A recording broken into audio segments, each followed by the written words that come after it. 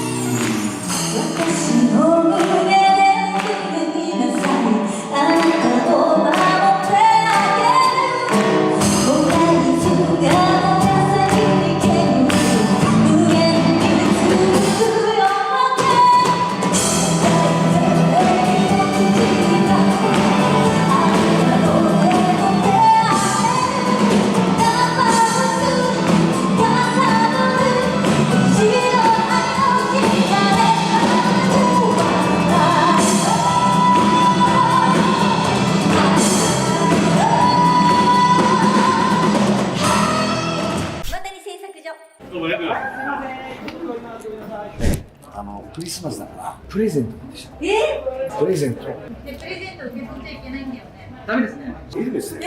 ほら。なんかさ、箱いっぱいお店にあったよね。iPhone の箱だけ売ってたよね。そんなわけないじゃん。ラッピングがさ、ない時点で怖いよ。見てもらっていいでしょ。中身を。怖い。素敵なものが入ってるから。スタッフチェックするでしょ、普通。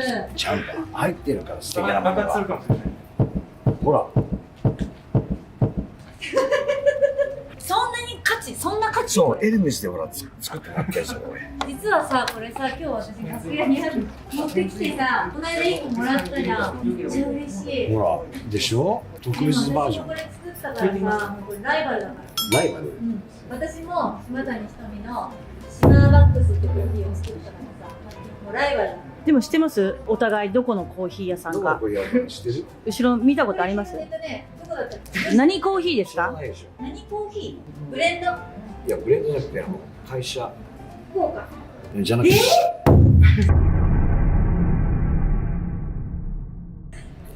怖い。だよ。怖い。